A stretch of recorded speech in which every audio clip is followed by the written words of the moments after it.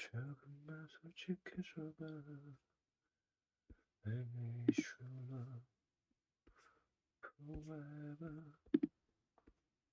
시간 흐르는 난 시간에 너는 내 맘에서 떠나지 않아.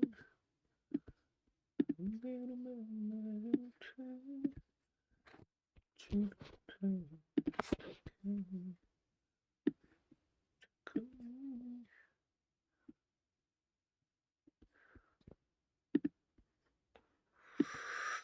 방법을 찾았어. 네.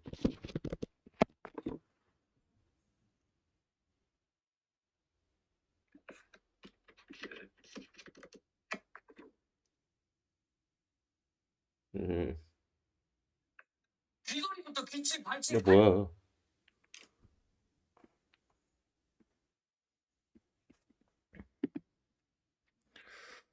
보자.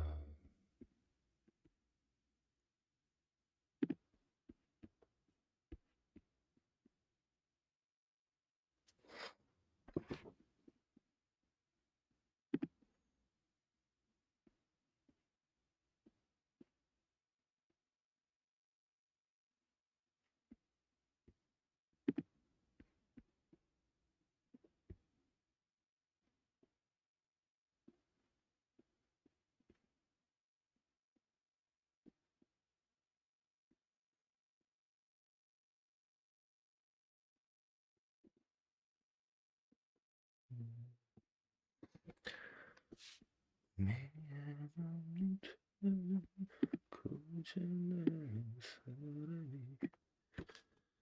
당신을 미친 듯 사랑했어요.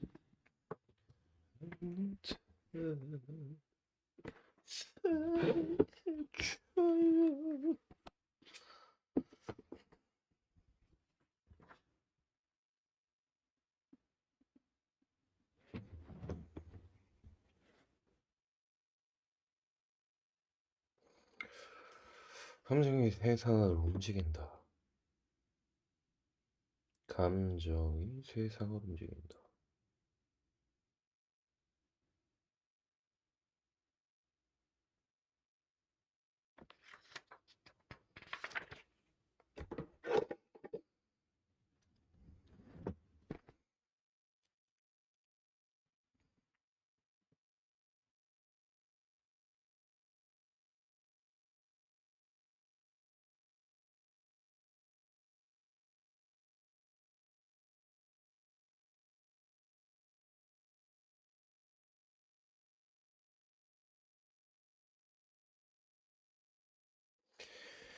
인간 본성에 대한 새로운 견해. 여기도 본성을 얘기하네.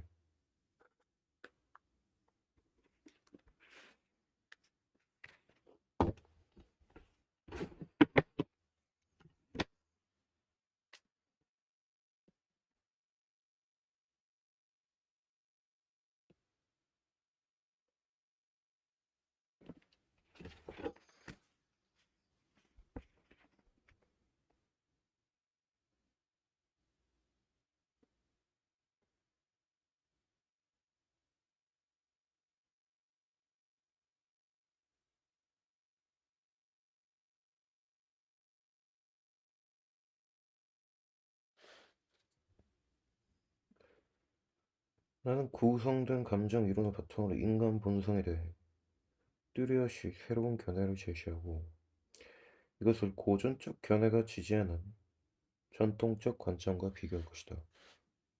또한 반대 증거가 꾸준히 제기되었는데도 고전적 견해가 과학과 문화의 영역에서 굳건한 참화를 구축한 채 그렇게 오랫동안 위세를 떨치도록 작용한 배부의 범인을 소개할 것이다. 이 책은 아주 기세가 좋아, 기세가. 그리고 기계가 있어. 아주 깡 있는 책이야.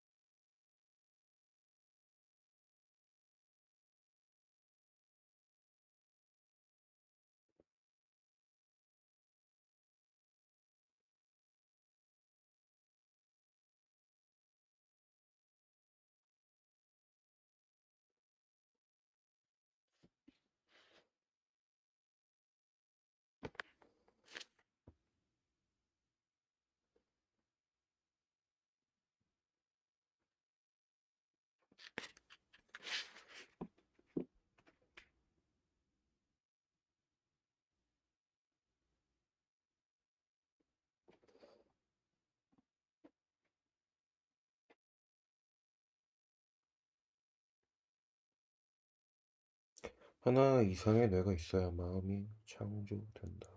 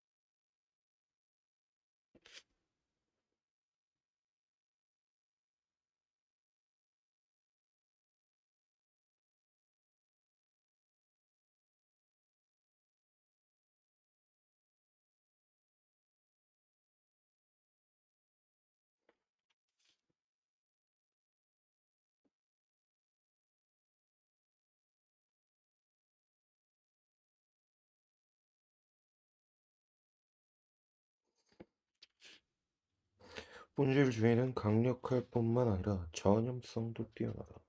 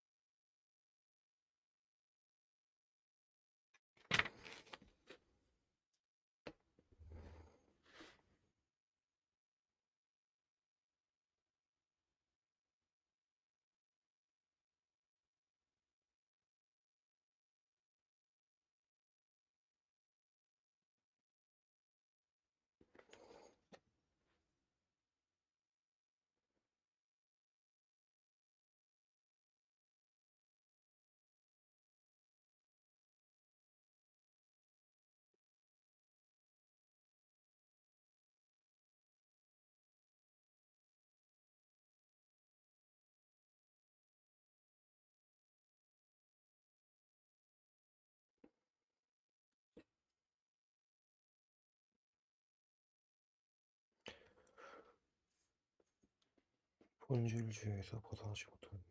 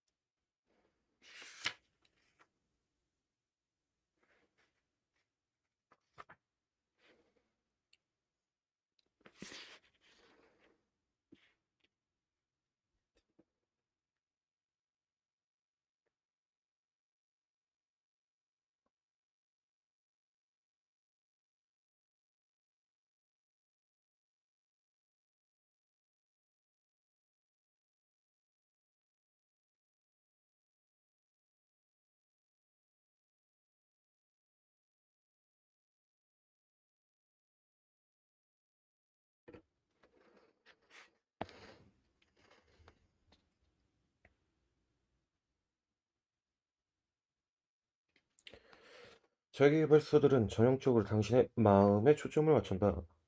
당신이 생각을 바꾸면 느낌도 달라질 것이란 식이다. 열심히 노력하면 당신의 감정을 조절할 수 있다고 말한다. 이런 책에서는 당신은 신체에 크게 관심을 두지 않는다.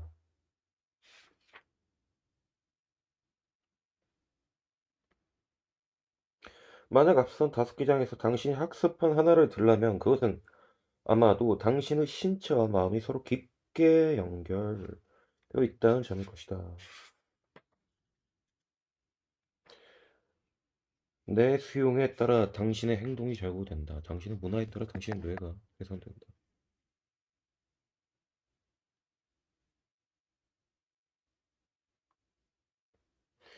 감정의 주인이 되기 위해서는 자신의 신체 예산을 잘 관리하는 것이 가장 기본이 되어야 한다.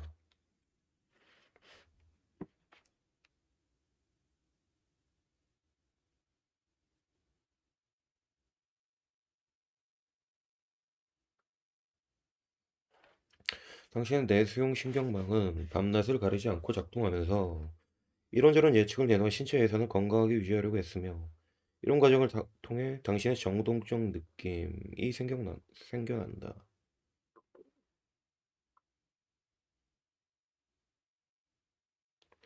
당신이 좋은 기분을 유지하고 싶다면 당신의 심박수, 호흡, 혈압, 체온, 호르몬, 물질 대사 등에 관한 뇌의 예측이 신체 실제 수요에 맞게 조정될 필요가 있다. 그렇지 않으면 당신의 신체에서는 정상 궤도를 이탈할 것이며 그러면 당신이 무슨 자기 개발 방법을 동원하든 상관없이 기분이 더럽게 느껴질 것이다.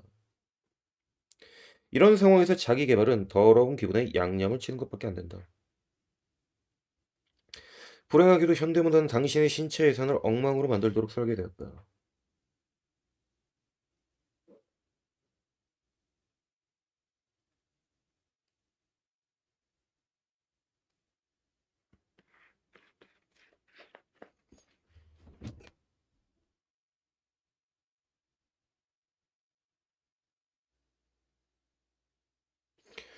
그러니까 뭐 자기계발서 읽으면서 뭐 마음의 초점을 맞추면서 생각도 바꾸고 이러면은 뭐 우리가 감정을 조절할 수 있다고 말을 하는데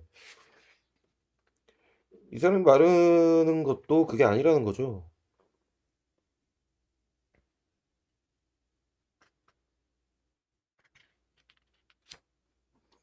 신체 예산 관리가 필요하다.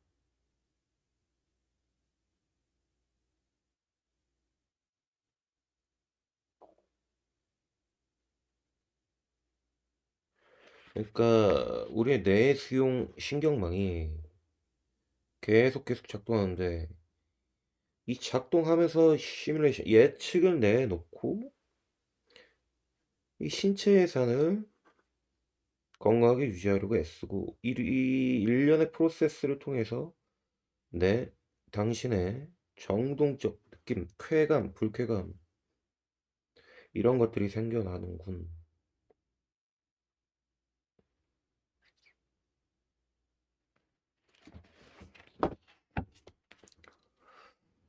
이 생각 저 생각 이 예측 저 예측 이럴 것 같고 저럴 것 같고 이런 여러 가지 시뮬레이션들은 머릿속에 많이 떠오르는데 이런 우리의 예측이 내 신체 예산과 불균형을 초래하게 되면 내가 어떻게 마음을 먹든지와 관계가 없이 내가 어떻게 생각을 조종하는지와 관계가 없이 내 기분은 더러워진다. 오히려 여기서 자기 개발 서적들을 읽어봤자 더러운 기분에 양념을 치는 것밖에 안 된다라는 거구나.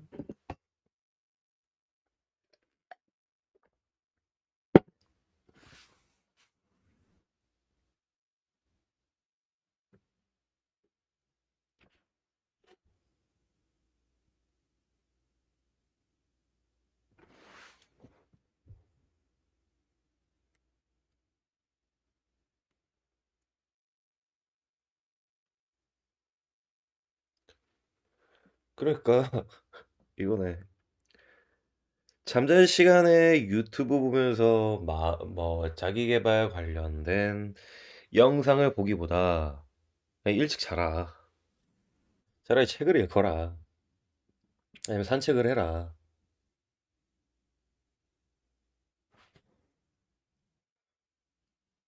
음, 우리가 살펴본 것처럼 당신의 신체에 사는 뇌수용 신경망에는 예측 회로에 의해 조절된다.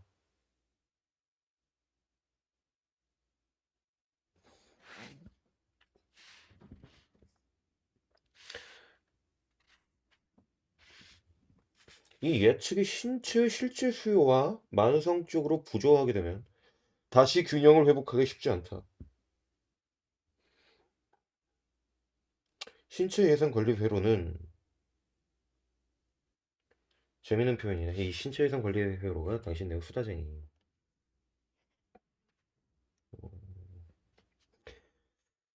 신체가 제공하는 반대 증거, 즉 예측 오류에 신속하게 반응하지 않는다.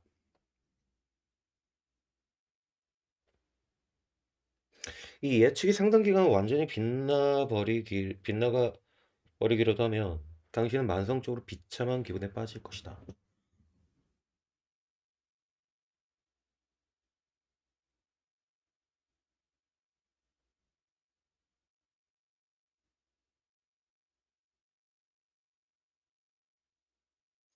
실제로 할 수 있는 건 뭔가? 그러면 우선은 건강하게 먹고 운동을 게을리하지 않으며 수면을 충분히 취하는 것이 중요하다.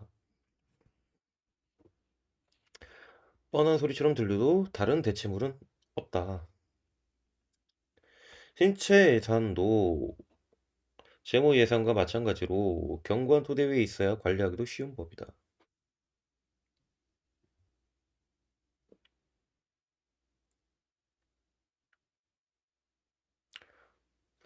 할아버지는 이번에도 말씀하셨지. 새끼 꼭 챙겨 먹으라고.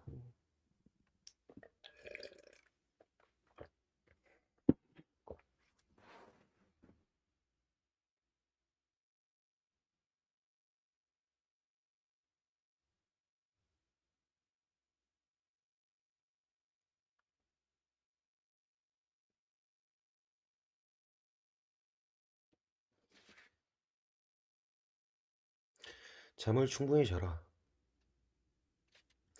잠이 보약이구나.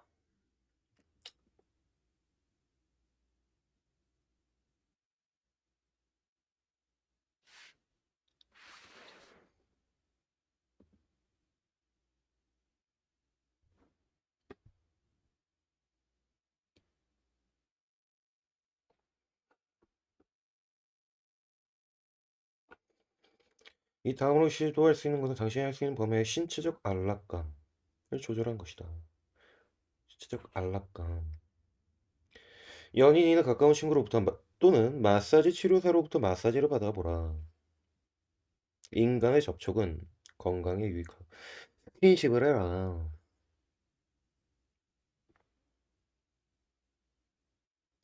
근데 이게 당신의 내수용 신경망을 통해 신체 예산의 향상에 기여한다.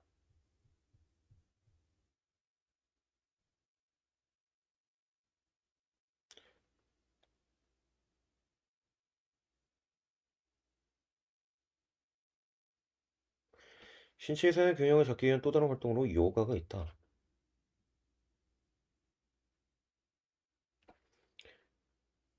요가는 장기간에 걸쳐 신체의 유해한 염증을 촉진하는 전염증성 시토킨이라는 단백질의 수준을 감소시킨다.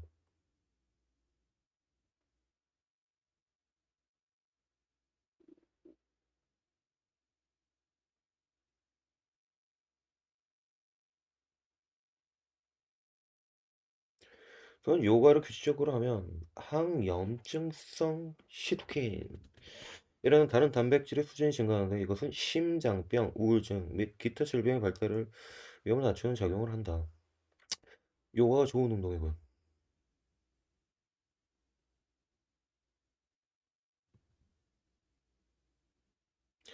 주변 환경도 당신의 신체 예산에 영향을 미친다. 서울에서는 좀 힘들겠는데?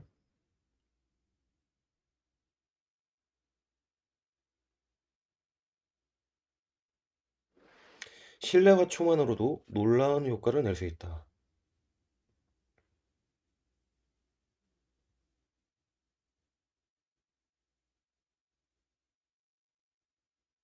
그런데 낯설고 흥미진진한 일에 몰두하는 것도 당신의 신체 유산에 유익하다. 이건 단순한 현실 도피가 아니래.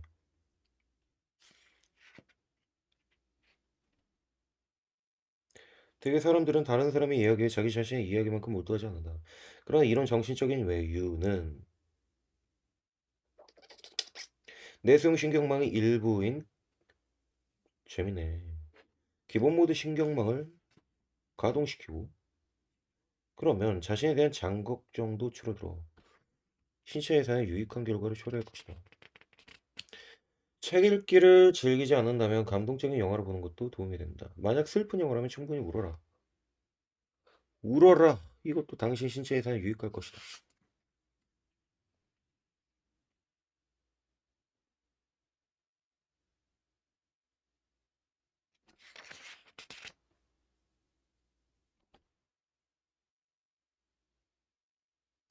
신체 예산의 활기를 불어넣는 또 다른 가장 간단한 방법들이 있다. 친구와 정기적으로 점심을 함께하기로 약속하고 번갈아 식사를 대접하라. 여러 연구에 따르면 공여와 감사는 양쪽 모두의 신체 예산이 이롭다. 그러므로 번갈아 대접하면 당신 두 혜택을 모두 누리게 된다.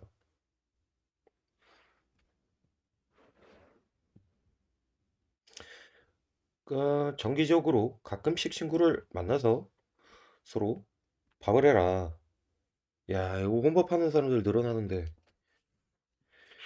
이게 개인주의가 느는 거는 어쩔 수 없는 트렌드긴 하는데 이 우울증이 늘 수밖에 없겠구만. 사람 밥을 안 먹으니까.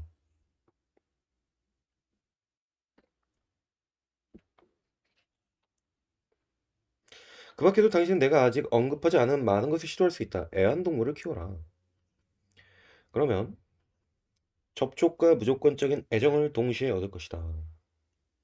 또 공원을 산책하라. 당신이 즐기는 취미가 스트레스 해소에 도움이 되는지 인터넷에 검색해보라. 또는 무엇이 효과가 있는지 살펴보라.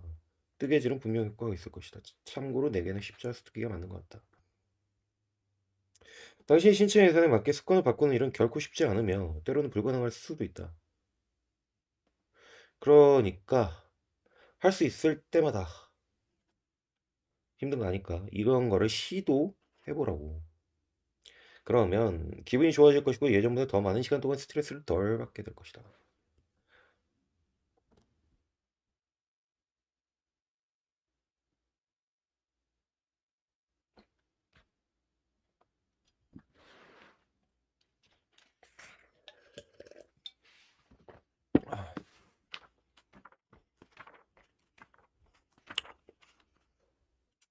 재밌는데?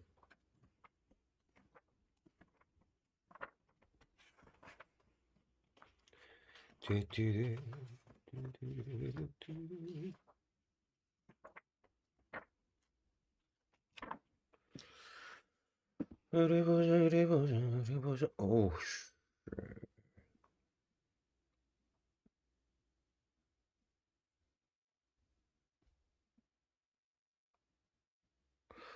그러니까 이 자기계발서 같은 경우에는 마음 바꾸고 생각을 바꿈으로써 감정을 우리가 통제할 수 있다고 말을 하는데 그게 이 부분에서 우리 신체 예산 관리가 삭제되었다는 거지. 실제로 우리 감정은 신체 예산 이 내수용의 예측을 통한 정동적 감정 정동적 감정 형성이 우리의 감정을 만들어내는 건데 그게 모든 우리 그게 그게 신체 예산 관리랑 직접적인 연관인데 이건 쏙 빼놓고 마음 어쩌고 생각 어쩌고 이타령하니까 되겠냐고. 아 이제 파트 끊어 감정 입자도 나오겠네.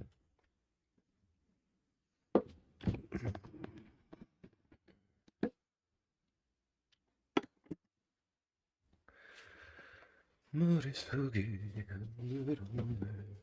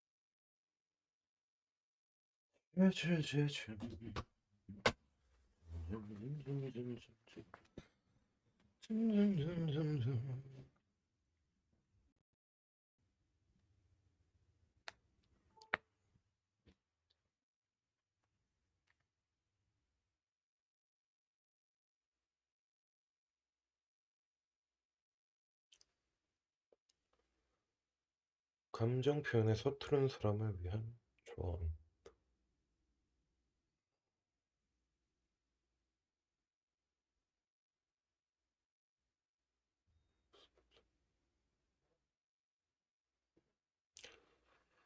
더럽게 감정 표현 안 하지.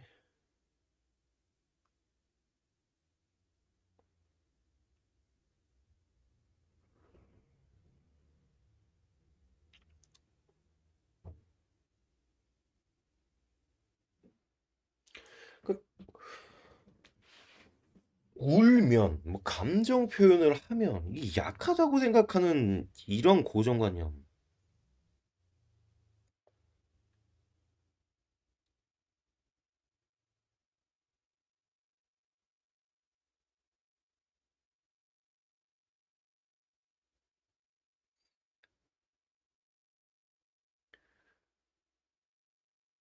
내가 직접 감정 표현을 하는 게 아니라 뭐 누가 이 가수가 대신 부른 노래를 들으면서 저 사람의 감정 표현을 내 감정 표현으로 삼는. 이거 뭔가 변태적인데? 중요하네. 이게 내 커리랑 연관된 부분인데, 신체 해선 돌보기 위해 당신의 정서적 건강을 위해 할 수 있는 일은 당신이 가진 이 개념들을 보강하는 것을 흔히 감성지능 높이기라고 불린다.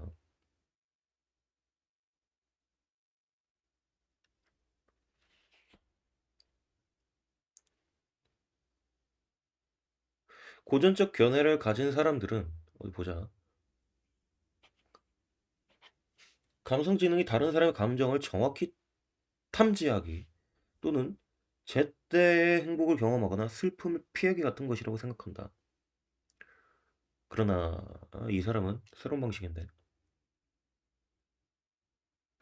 행복이나 슬픔 이 단어 자체는 다양한 사례의 개체군이다. 그러니까 다양하다. 그러면 감성지능의 핵심은 당신의 뇌가 특정 상황에서 가장 유용한 감정 개념에 가장 유용한 사례를 구성하도록 하는 것이다. 표현을 하되 졸라 디테일하게 표현을 해라. 되도록.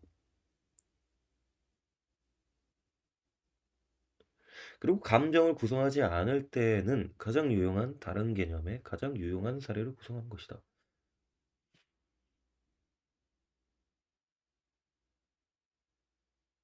놀랍게도 감성지능에 대해 과학계에서 널리 인정된 정의나 측정 방법은 여전히 존재하지 않는다. 데니얼 고먼의 책들은 실제적으로 그럴듯한 조언을 많이 제공하지만 그의 조언이 왜 효과가 있는지를 적절히 설명하지는 못한다. 여러분 성공하기 위해서는 감성지능을 개발하셔야 돼.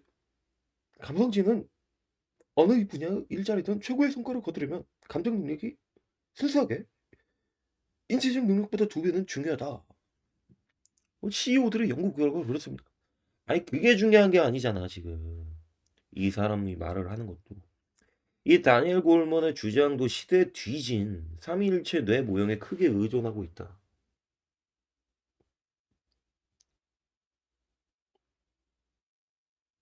이른바 감정적인 내면의 짐승을 효과적으로 조절하면 감성지능을 높일 수 있다는 식이다.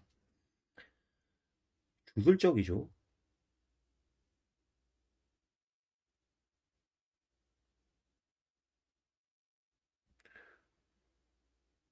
이건 좀 계속 좀 낭독을 해봐야겠다.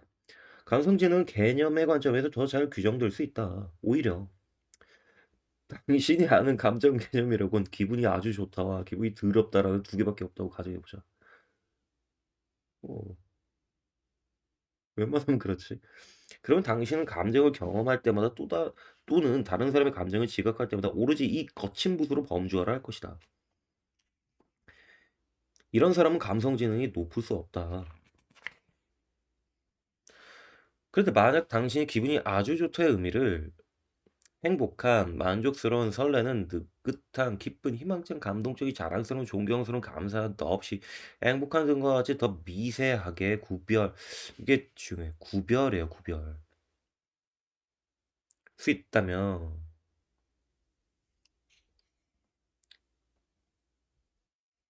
또는 뉘앙스를 안다면, 당신의 뇌는 예측과 범주와 감정 지각의 훨씬 더 많은 옵션을 갖게 될 것이다.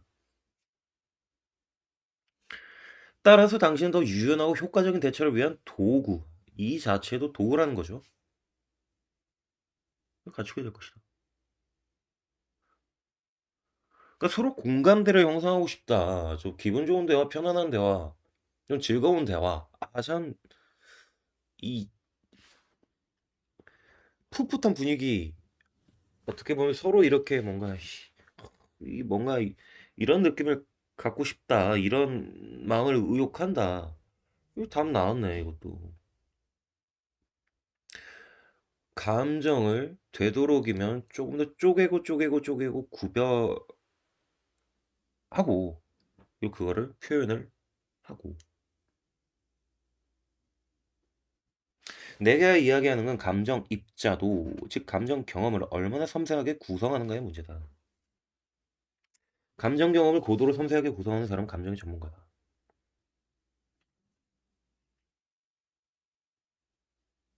이런 사람은 구체적인 상황에 적절하게 맞춘 듯 미세하게 조정된, 미세하게 조정된 예측을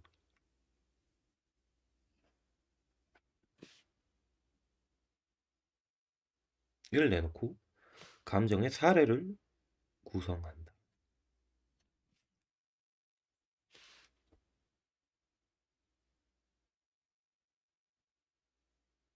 그런가 하면 정반대 쪽에는 아직 성인 수준의 감정 개념을 발달시키지 못한 어린 아이들이 있다. 그들은 우리가 오장에 살펴본 것처럼 불쾌감을 표현할 때 슬픔과 미친이라는 단어를 혼용한다.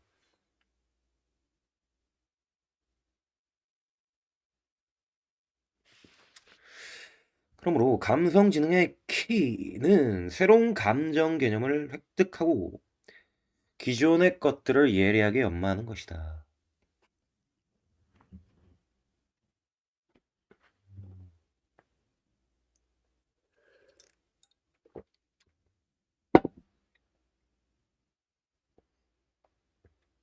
새로운 감정 개념은 여행, 산책, 독서, 영화 관람, 낯선 음식 체험하기 등과 같은 다양한 방법으로 습득할 수 있다.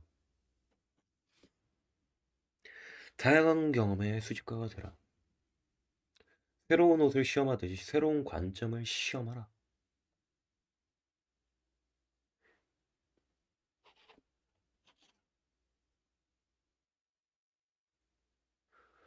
이런 종류의 활동은 당신의 뇌로 하여금 개념 조합을 통해 새로운 개념을 형성하도록 자극할 것이며 개념체계의 선제적인 변화를 통해 나중에 당신에게 다른 예측과 다른 행동을 가능하게 할 것이다.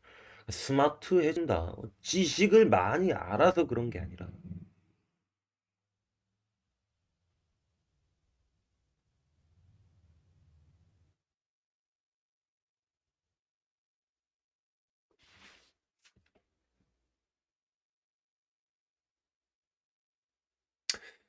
근데 이게 그렇게 어려운 게 아니라 되게 귀여운 방법도 가능하네. 나는 세로판 포장지랑 나무 같은 거 재활용에 발전하는 생각이 늘 엉뚱하게 쓰레기통에 버리곤 한다. 재활용 못한다. 그래서 남편이 담당한다. 이럴 때면 대는 나로 인한 추가 노동 때문에 좌절을 하는 대신에 슈퍼히어로 만화책을 수입하던 어린 시절에 배운 개념을 사용하곤 한다. 현실을 인정하지 않으려는 나의 헛된 시도를 가르쳐 그는 초능력이라고 부르는 것이다. 이것은 나의 재활용 방식이 희망사항에 불과하다는 의미이다. 이렇게 나의 짜증나는 습관은 그의 입을 통해 애교 있는 기벽으로 탈바꿈했다. 그러니까 이런 관계가 건강한 관계, 그러니까 좀 튼튼한 관계가 될 수가 있다는 거겠죠?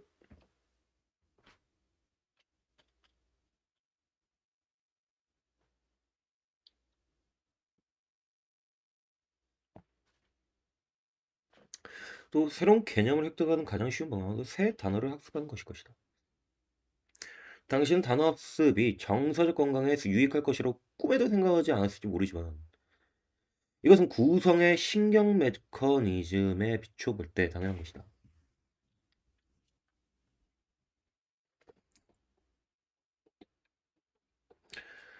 그냥 되게 설명이 깔끔해. 떨어져. 단어는 개념의 씨앗이 되고 개념은 예측의 원동력이 되며 예측을 통해 신체 예산이 조절되고 신체 예산에 따라 기분이 좌우된다.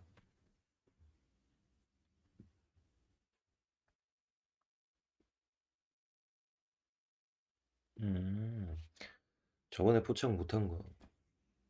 단어, 개념, 예측, 신체 예산, 그리고 결과적으로 우리의 기분. 1, 2, 3, 4, 5.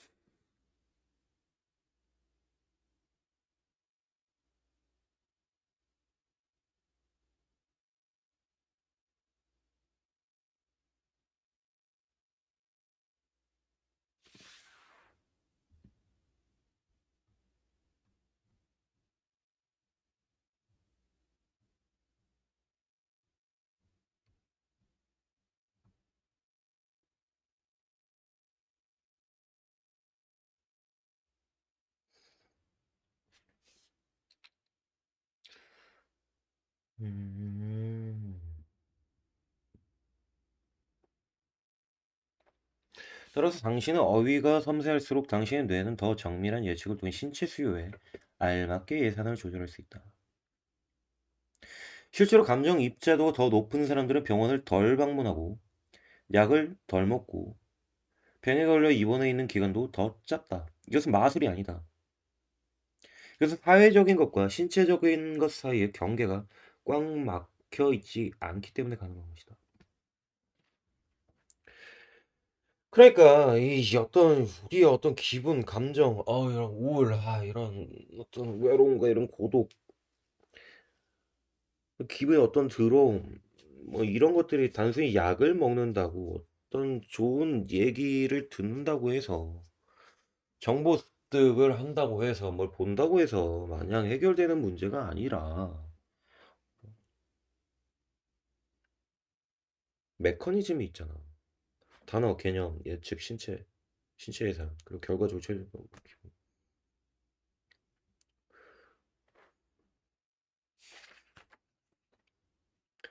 구조가 떨어지네. 단어를 학습해라. 그러므로 새로운 단어를 최대한 많이 학습하라.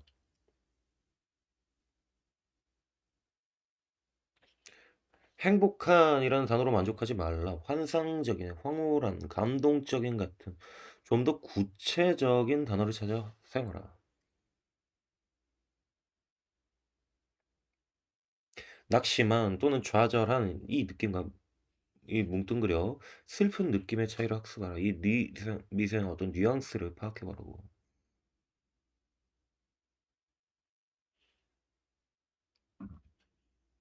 그리고 당시에 모으고 있는 단어에 한정되지 말라.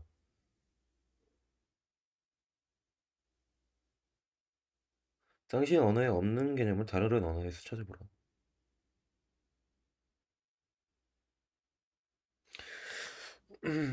또한 개념을 조합해 사회적 실제를 구성하는 능력을 발휘해 당신만의 감정 개념을 발명해보라.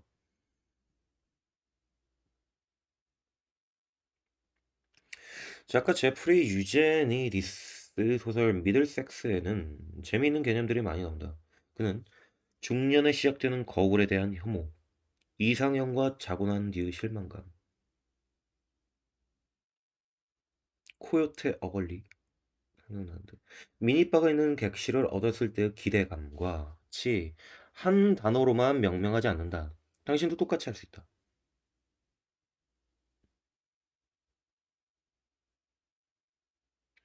만약 당신이 이 기술을 매일 동원할 수 있다면 당신은 더욱 예리하게 다양한 상황에 대처하고 다른 사람에게도 더욱 공감을 느낄 수 있을 것이며 향상된 기술로 갈등을 무마해 사람들과 더욱 사이좋게 지낼 수 있을 것이다.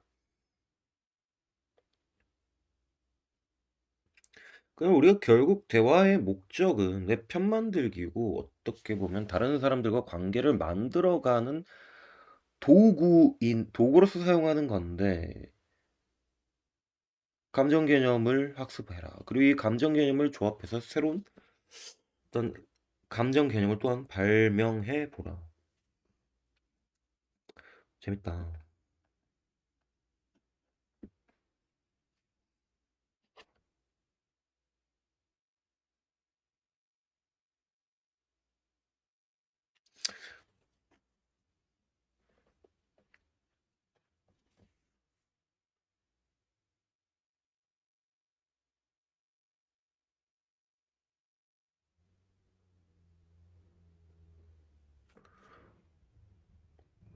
감성 지능이 높은 사람은 많은 개념을 가지고 있을 뿐만 아니라 언제 어느 것을 사용해야 하는지도 잘 안다.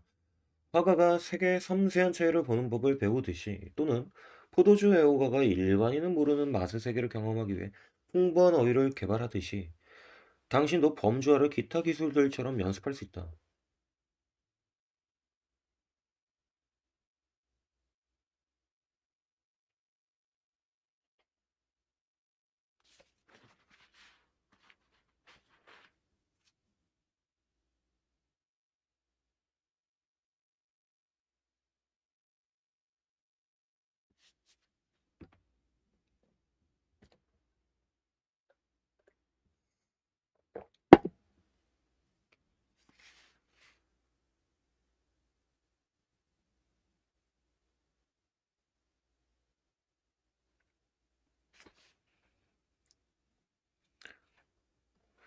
이런 목적으로 많은 사람들이 심리치료사나 상담사에게 상당한 돈을 지불한다는 사실이 유념하라.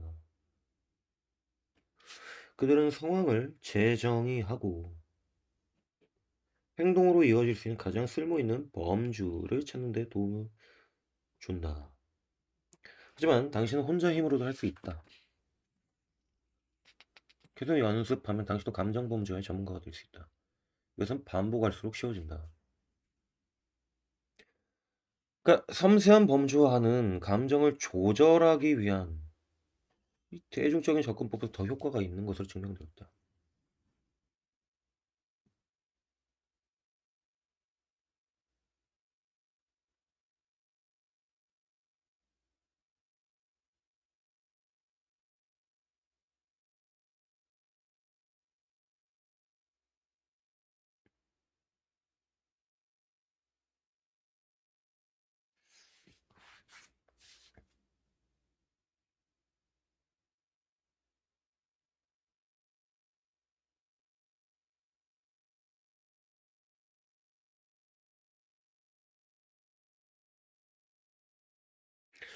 조현병이 있는 사람들 중에서 감정 입자도가 상대적으로 높은 사람은 입자도가 낮은 사람보다 가족이나 친구가 더 잘 지내는 편이며 대인관계에서 적절한 행동을 선택하는 데도 더 낫다.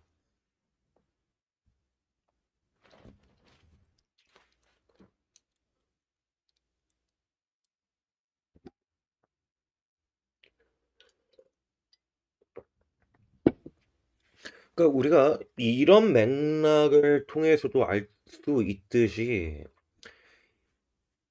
일반적인 보통의 인간관계, 가족, 친구, 연인 이런 인간관계에서는 옳고 그름, 맞고 틀림 어떤 이런 논리적인 언어를 구사를 하고 뭐 어떤 내가 되게 똑똑하거나 맞는 사람이거나 이렇게 자기 증명하는 그런 행위들을 통해서 내가 어떤 사람이랑 인정받는 것이 그렇게 크게 도움이 안 되고 많이 상당히 오히려 내 감정 입자도를 개발을 하는 편이 훨씬 더 도움이 된다. 그러니까 논리를 버려. 극단적으로 말하면.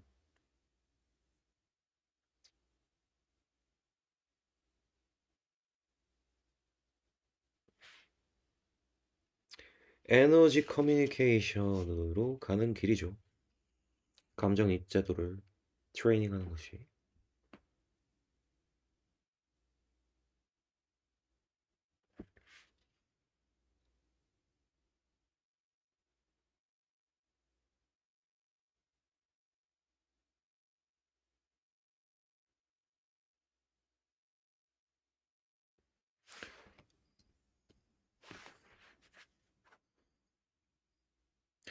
불쾌한 일을 곱씹는 행위는 당신의 신체 이상의 동요를 일으킨다. 우울한 일을 반추한 행위는 악순환된다. 예컨대 최근에 연인과 헤어진 일을 곰곰이 되새길 때마다 예측갈 또 한 사례가 추가되는 셈이고 그러면 또다시 반추할 확률이 높아진다. 나 이거 많이 했었어.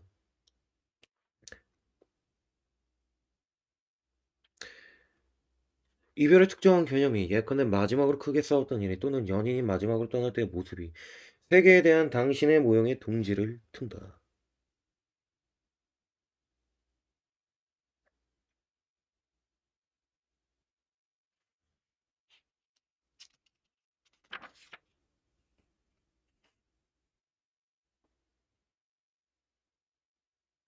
당신이 구성하는 모든 경험은 일종의 투자다. 그러므로 현명하게 투자하라.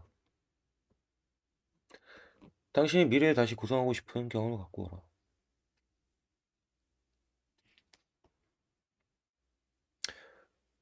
불쾌한 감정사를 일부러 구성한 것이 도움이 되기도 하다.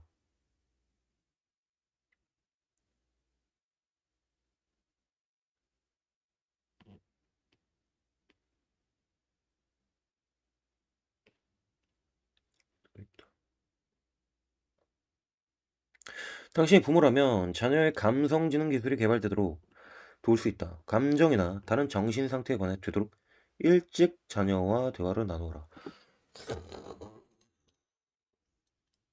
1억, 참, 1억이가 쉽지 않아. 가뜩이나 결혼도 힘든 판에 이런 얘기를 한다는 것 자체가 몇 프로나 될까? 20% 될까? 10%? 당신 생각보다 훨씬 일찍 아기의 개념 발달이 시작된다는 점을 유의하라. 아이의 눈을 똑바로 쳐다보고 눈을 크게 떠 아이의 주의를 끌면서 감정이나 다른 정신 상태의 용어로 신체 감각과 동작에 관해 이야기하라. 저 꼬마 아이 보이지? 울고 있네. 넘어져 무릎이 까져서 아픈가 보네. 아이가 슬퍼서 부모가 안아주기를 바라는 것 같아. 이야기책에 나오는 인물의 감정에 관해, 자녀의 감정에 관해, 또는 당신의 감정에 관해 상세히 설명하라.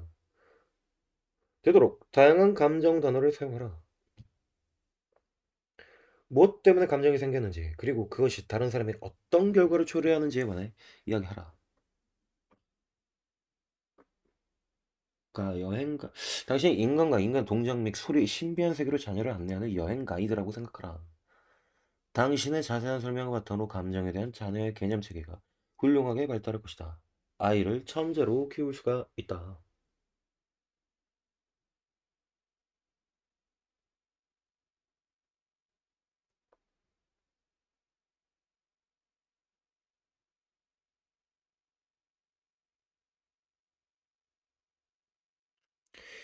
이게 학원 보내는 거다, 거보다 더 필요하잖아.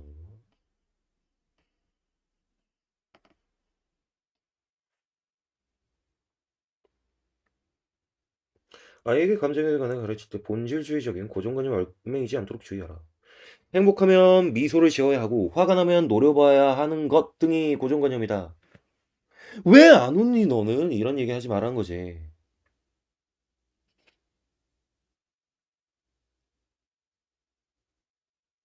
아이가 실제 세계의 다양성을 이해하도록 미소가 맥락에 따라 행복, 당혹감, 분노, 심지어 슬픔을 의미할 수도 있다는 것을 이해하도록 봐라. 우리 이런 본질주의적인 고정관념에 희생 많이 당했죠, 여러분들.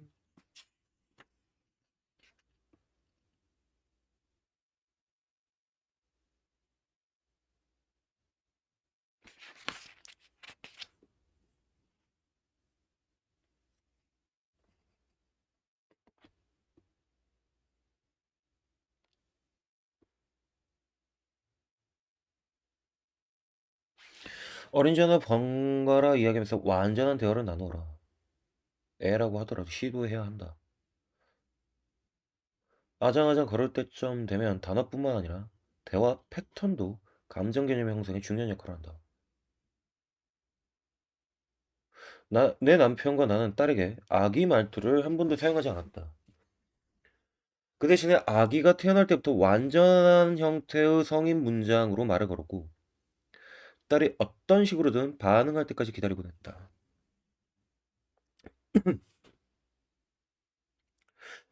주위 사람들이 이상하다는 듯 쳐다보곤 했지만, 결국 우리 딸은 성인과도 진실한 대화를 나누는 감정적으로 성숙한 10대로 성장했다.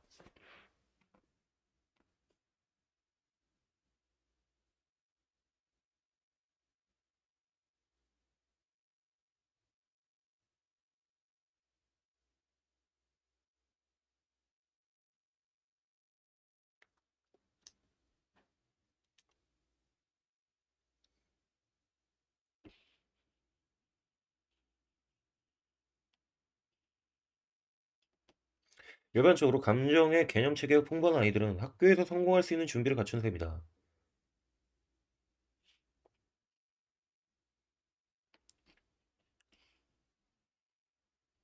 그 결과 사회적 행동과 학업 성적이 모두 향상되었다.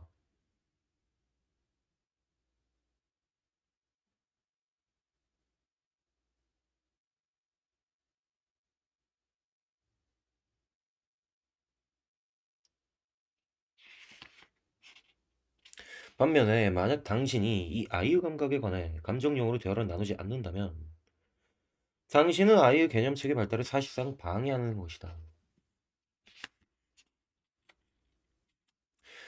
생후 4년이 지났을 때 소득 수준이 높은 가정의 아이들은 소득 수준이 낮은 가정의 아이들보다 단어를 보거나 들은 횟수가 400만 번이나 더 많았고 어휘와 독수력에서도 더 나은 능력을 보였다. 물질적 혜택을 가장 덜 받은 아이들은 사회적 세계에서도 뒤처지게 되었다. 소득이 낮은 부모들에게 자녀와 더 많이 대화하라는 간단한 조언으로도 아이들의 학업 성적을 개선시킬 수 있다.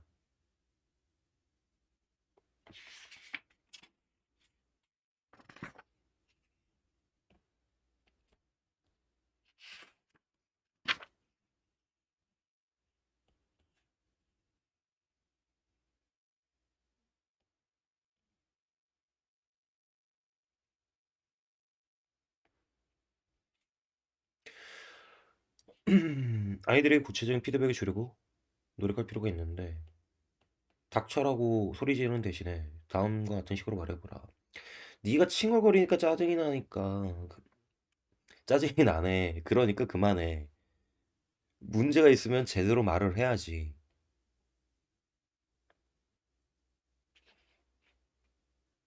구체적으로 말하라. 누나를 때리면 안 되지. 그러면 누나가 아프고 슬프잖아. 누나한테 미안하다고 얘기해. 칭찬의 경우도 마찬가지다. 우리 착한 딸이라고 말하지 말라. 그 대신에 딸 아이의 행동을 칭찬하라. 동생을 되받아치지 않는 것은 좋은 선택이었어. 당신의 말은 어조도 중요하다. 이를 통해 당신의 정동이 쉽게 전달되어 아이의 신경계에 직접적인 영향을 미칠 수 있기 때문이다. 부모 되기 힘들어요, 그죠?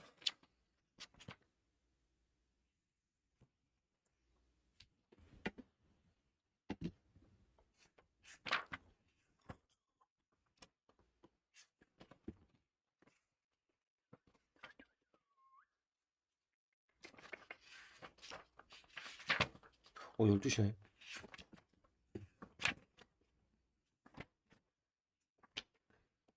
여기까지 읽어야지. 아니다. 더 읽어야겠다.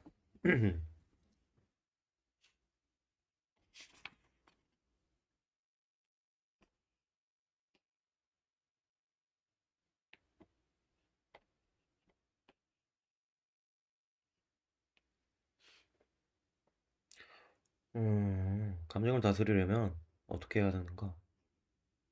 가장 간단한 방법은 몸을 움직이는 것이다. 믿기지 않을지도 모른다.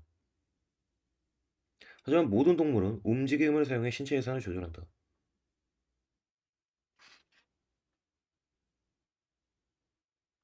인간은 몸을 움직이지 않고도 순전히 정신적인 개념을 사용해 신체 예산을 조절할 수 있다는 점에서 특이한 동물이다. 그러나 이런 기술이 말을 듣지 않을 때는 당신도 동물이라는 사실을 명심하라. 마음에서 내키지 않더라도 일어나 이리저리 움직여라. 음악을 틀어놓고 집에서 춤을 춰라. 산책해라. 어째서 효과가 있을까? 몸을 움직이면 당신의 예측이 바뀔 수 있고 따라서 당신의 경험이 바뀔 수 있기 때문이다.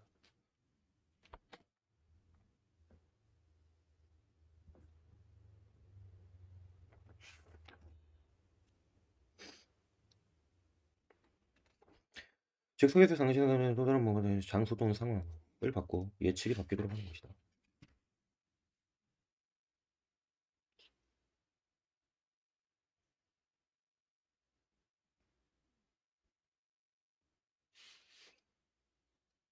움직임 맥락의 변화 실패한다면 다음으로 시는 감정을 재범주하는 것이다.